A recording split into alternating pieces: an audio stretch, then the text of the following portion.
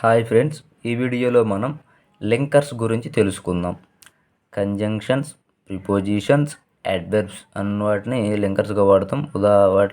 ఒక వాక్యాన్ని మరొక వాక్యంతో కానీ, ఒక పదాన్ని మరొక పదముతో కానీ, ఒక ప్రేజ్ని మరొక ప్రేజ్తో కానీ కలిపే వాటిని లింకర్స్ అని అంటాము. ఉదాహరణకి conjunctions and, or, but, for, at, because, etcetera అనున్నవి. అదేవిధంగా ప్రిపోజిషన్స్ అయినటువంటి in, on, at, in spite of and so on ఉన్నవి. అదేవిధంగా అడ్వర్బ్స్ అయినటువంటి ending with LY or LLY, however, moreover, on the first, place, etcetera అనున్నవి. ఇవి అన్నీ కూడా లింకర్స్గా పరిగణించబడతాయి. ఫస్ట్ కంజంక్షన్స్ చూద్దాం. కంజంక్షన్ ఉన్నవి 3 రకాలు, ప్రధానంగా 2 రకాలు. కోఆర్డినేట్ కంజంక్షన్స్, కోరిలేటివ్ కంజంక్షన్స్, వీటిని పెయిర్డ్ కంజంక్షన్స్ అని అంటాము. తర్వాత subordinate conjunctions. First coordinate conjunctions గురించి తెలుసుకుందాము. For and, Nar, but, at, are, so అను వాటిని కోఆర్డినేట్ కంజంక్షన్స్గా చెప్పుకుంటాము. దీనికి కీవర్డ్ వచ్చేసరికి ఫ్యాన్ బాయ్స్గా గుర్తుపెట్టుకుంటే సరిపోతుంది. ఫ్యాన్ బాయ్స్లో ఎఫ్ అంటే ఫర్, ఏ అంటే అండ్, ఎన్ అంటే నారు, బి అంటే బట్, ఓ అంటే ఆరు, వై అంటే ఎట్, ఎస్ అంటే సో. వీటన్నిటిని కూడా కోఆర్డినేట్ కంజంక్షన్స్గా గుర్తుపెట్టుకుంటాం. దానికి కొండ గుర్తుగా ఫ్యాన్ బాయ్ని గుర్తుపెట్టుకోవచ్చు. These coordinate conjunctions form compound sentence. ఈ కోఆర్డినేట్ కంజంక్షన్ అనేవి కాంపౌండ్ సెంటెన్స్లను రూపొందిస్తాయి. అండ్ అన్నదాన్ని గమనించినట్లయితే దీనిని క్యుములేటివ్ కంజంక్షన్ అని అంటారు. 2 సిమిలర్ ఐడియాస్ని కలుపుతుంది. అంటే 2 ఒకే రకమైన ఐడియాస్ని కలిపేదానికి అండ్ను ఉపయోగిస్తాము. Coordinate conjunction they join equal ranks of words. అంటే నౌన్ని, వెర్బ్ని అంటే 2 నౌన్స్ని లేదా 2 వెర్బ్స్ని ఇట్లా ఒకే మీనింగ్ ఇచ్చే వాటిని మాత్రమే కలుపుతున్నాయి coordinate conjunctions. Mohan and happy, ఇక్కడ నౌను అది అడ్జెక్టివ్ కాబట్టి ఈ 2 మధ్యలో అండ్ని వాడరాదు కాబట్టి అది తప్పు. మోహన్ అండ్ మనోజ్ ఈ 2 నౌన్స్ కాబట్టి వాడచ్చు. Ramu behaved confidently and manly, ఇక్కడ అడ్వర్బ్ అడ్జెక్టివ్ కాబట్టి రెండిటికి అండ్ని వాడకూడదు. Ramu behaved confidently and manfully ఈ 2 అడ్వర్బ్స్ కాబట్టి అప్పుడు వాడుకోవచ్చు.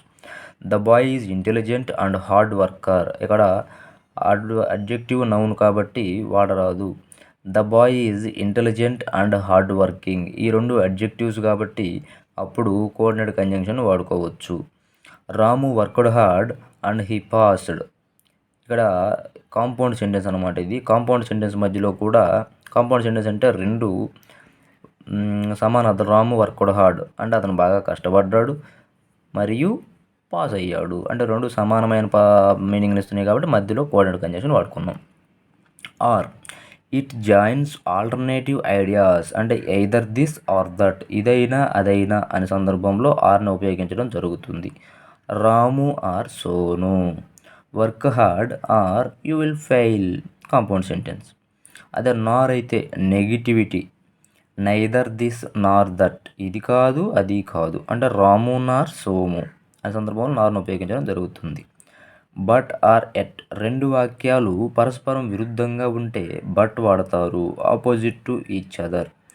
Mohan worked hard but he failed, అతను కష్టపడ్డాడు కానీ ఫెయిల్ అయ్యాడు.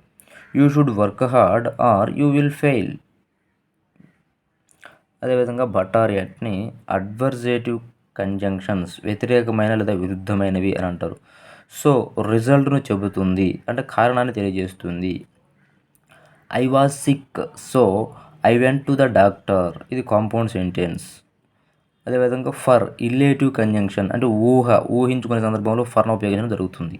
He was sick for he stood in front of the hospital, he was sick for he stood in front of the hospital.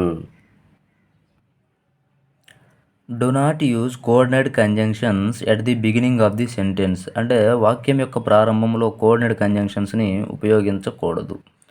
తర్వాత correlative conjunctions are paired conjunctions, అంటే neither Nar, either are, not only but also, both and, between and, from to, వీటిని correlative లేదా paired conjunctions అని అనడం జరుగుతుంది.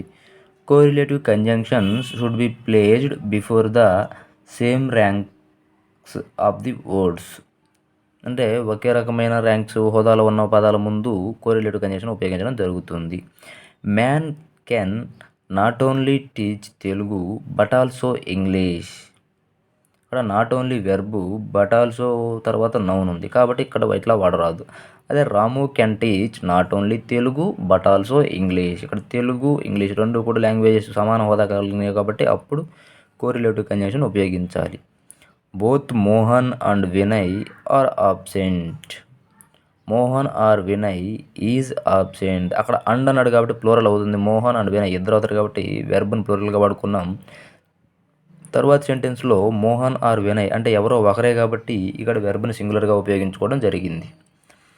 ఆ తర్వాత subordinate conjunctions. If, unless, until, when, as, since, because, though, although, as soon as long as, no sooner then, even though or so that, hardly, scarcely, rarely, heavily, before or hardly, before or when and WH words ఇవన్నీ కూడా subordinate conjunctions కిందకి వస్తాయి. ఉదాహరణ చూసినట్లయితే if I work hard I will get a job. If I work hard I will get a job. ఇక్కడ if I work hard అన్నది dependent clause లేదా sentence అవుతుంది. దాన్ని సబార్డినేట్ క్లాజ్ అని కూడా అంటాం. ఇక్కడ I will get a job అనేది ఇండిపెండెంట్ క్లాజ్ లేదా సెంటెన్స్ అవుతుంది. దీనిని మెయిన్ క్లాజ్ అని కూడా అంటాం. If subordinate conjunctions are placed before a sentence that sentence is said to be subordinate clause or dependent clause అని అర్థం. అంటే ఇక్కడ సబార్డినేట్ కంజంక్షన్స్ అనేవి బిఫోర్ ఏ సెంటెన్స్ ఒక వాక్యంకు ముందున్నట్లయితే ఆ సెంటెన్స్ని సబార్డినేట్ క్లాజ్ లేదా డిపెండెంట్ క్లాజ్ అని పిలవడం జరుగుతుంది. బికాజ్, యాజ్, సిన్స్ వీటిని హ్యావ్ సిమిలర్ మీనింగ్. అవి మూడు కూడా బికాజ్, యాజ్, సిన్స్ అనేవి ఒకే అర్థాన్ని ఇస్తాయి. ఇంట్రడ్యూసెస్ రీజన్ ఇవి కారణాన్ని తెలియజేస్తాయి. బికాజ్, యాజ్, సిన్స్ అనేవి మూడు కూడా ఒకే అర్థాన్ని ఇస్తాయి. అవి మూడు కూడా కారణాన్ని తెలియజేస్తాయి. I did not go to school I was sick. I did not go to school I was sick. As, since plus reason or result ఉండాలి. ఏంటి యాజ్ ఆర్ సిన్స్ని వాడినప్పుడు స్ట్రక్చర్ ఎలా ఉండాలంటే first as or since plus reason తర్వాత result ఉండాలి. అదే బికాజ్ను ఉపయోగించేటప్పుడు అయితే ఫస్ట్ రిజల్ట్ ప్లస్ బికాజ్ తర్వాత రీజన్ ఉండాలి. I did not go to school because I was sick. As or since I was sick I did not go to school. Okay. As is polited than since. Since కంటే as అనేది పొలైట్గా ఉపయోగించబడుతుంది. He got late to work because he was stuck in a jam. As or since he got late to work, he was asked to pay the fine. తర్వాత దో, even though, although అయినప్పటికీ చేసినప్పటికీ వీటిని ఏ సందర్భాల్లో వాడతారు. రెండు విరుద్ధమైన వాక్యాలను కలపడానికి వీటిని ఉపయోగించడం జరుగుతుంది. I wrote my homework. నేను హోంవర్క్ చేశాను. Though I wrote my homework the teacher punished me. ఇది కాంప్లెక్స్ సెంటెన్స్. అంటే నేను హోంవర్క్ చేసినప్పటికీ టీచర్ పనిష్ చేశాడు నన్ను. I wrote my homework but the teacher punished me. Compound sentence ఇది.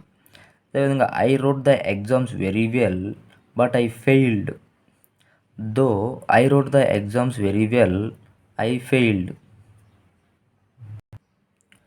ఆ తర్వాత సో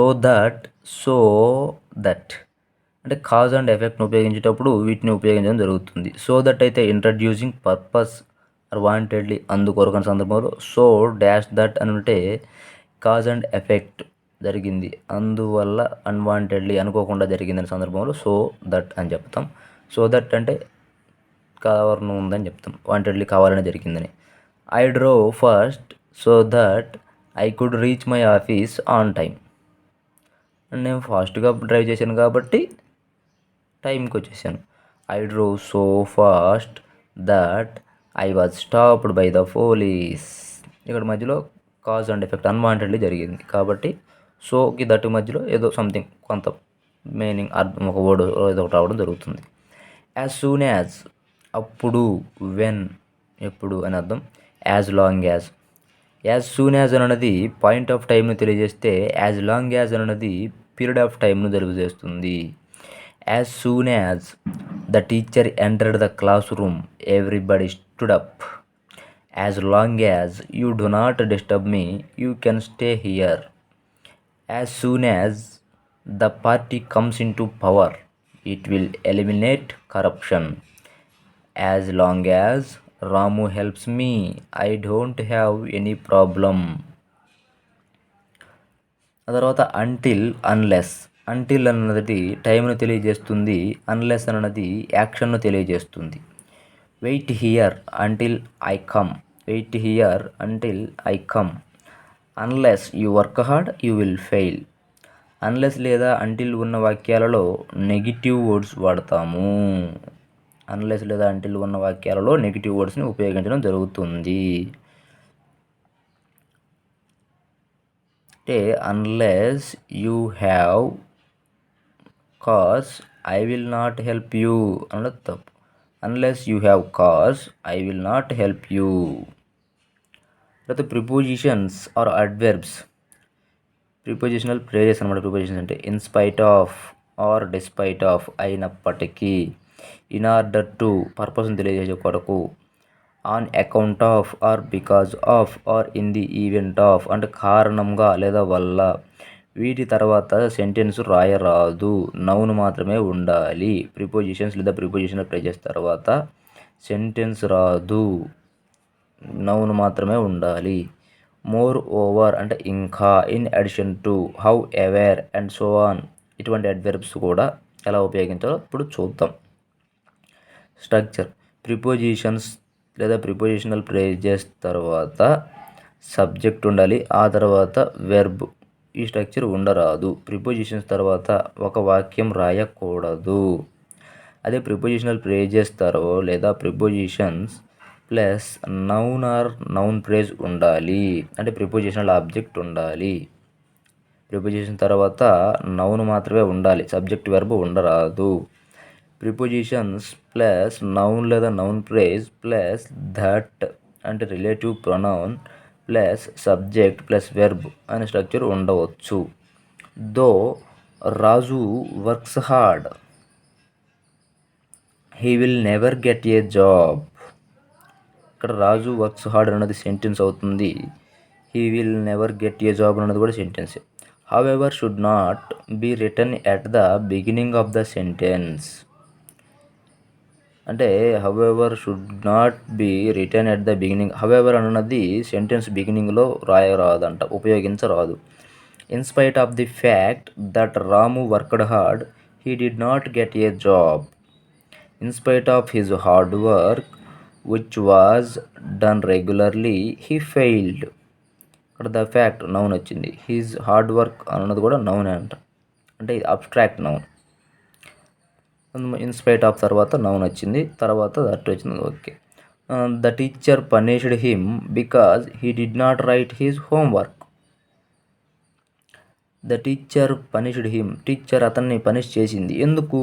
అతను హోంవర్క్ రాయలేదు కాబట్టి అతను పనిష్ చేసింది. బికాజ్ ఆఫ్ అంటే దానివల్ల, ప్రిపోజిషనల్ ఫ్రేజ్. బికాజ్ అంటే ఎందుకంటే, కంజంక్షన్. అంటే బికాజ్ అన్నది కంజంక్షన్ అవుతుంది, బికాజ్ ఆఫ్ అన్నది ప్రిపోజిషనల్ ఫ్రేజ్ అవుతుంది. బికాజ్ ఆఫ్ తర్వాత ఒక వాక్యం ఉండరాదు, కానీ నౌన్ ఫ్రేజ్ ఉండవచ్చు. బికాజ్ తర్వాత వాక్యం ఉండాలి, కానీ నౌన్ ఫ్రేజ్ ఉండరాదు. Because of his sincere efforts he got a job. Because of his sincere efforts he got a job. ఆ తర్వాత మోర్ ఓవర్ని ఏ సందర్భంలో ఉపయోగించడం? నెగిటివ్కి అదనంగా, ఇంకా నెగిటివ్ అనే సందర్భంలో మోర్ ఓవర్ను ఉపయోగించడం జరుగుతుంది. His bike was damaged more over he could not drive the bike. అంటే ఇక్కడ అతని బైక్ డ్యామేజ్ అయింది. ఎలాగంటే అతను ఇంకా డ్రైవ్ చేయలేనంతగా డ్యామేజ్ అయింది. My brother likes Prabhas but I like Mahesh Babu. ఇక్కడ ఆన్ ద కాంట్రరీ బట్ లేదా ఆన్ ద కాంట్రరీ అలా కాకుండా విధంగా బికాజ్ ఆఫ్ అంటే కారణంగా లేదా వల్ల, owing to or due to. Owing to అంటే అడ్వర్బియల్ ప్రిపోజిషన్, డ్యూ టు అంటే అడ్జెక్టివ్. డ్యూ టు అనేది అడ్జెక్టివ్, ఓయింగ్ టు అనేది అడ్వర్బియల్ ప్రిపోజిషన్ అవుతుంది. I passed the exam because of my teacher. The train was cancelled ఓయింగ్ to heavy rains. ఇక్కడ ఓయింగ్ to అంటే because of. The cancellation of trains was due to heavy rains. ఇక్కడ because of వస్తుంది. అదే ఓయింగ్ to రాసే చోట కానీ due to రాసే చోట కానీ బికాజ్ ఆఫ్ను రాయవచ్చు. అంటే ఓయింగ్ టుకి డ్యూ టుకి బదులుగా బికాజ్ ఆఫ్ను రాయవచ్చు. కానీ ఓయింగ్ టు రాసే చోట డ్యూ టు రాసే చోట ఓయింగ్ టును రాయకూడదు. ఓయింగ్ టుకి డ్యూ టుకి బదులుగా బికాజ్ ఆఫ్ను రాయవచ్చు. కానీ ఓయింగ్ టుకి బదులుగా డ్యూ టుకి బదులుగా ఓయింగ్ టును రాయకూడదు. యాక్షన్ వెర్బ్తో ఓయింగ్ టును రాయాలి. యాక్షన్ వెర్బ్తో ఓయింగ్ టును రాయాలి. స్టేట్ వెర్బ్ నాన్ యాక్షన్ వెర్బ్తో డ్యూ టును రాయాలి. స్టేట్ వెర్బ్తో ఇప్పుడు యాక్షన్ వెర్బ్తో అయితే ఓయింగ్ టును రాయాలి. స్టేట్ వెర్బ్ నాన్ యాక్షన్ వెర్బ్తో అయితే డ్యూ టును రాయాలి. No sooner than, hardly or hardly and negative, rarely అన్న నెగిటివ్, స్కేర్స్లీ అన్న నెగిటివ్, బేర్లీ అన్న negative, it and so on. When or before అంటే ద బాయ్ నో సూనర్ ఇక్కడ okay. The boy no sooner ర్యాంగ్స్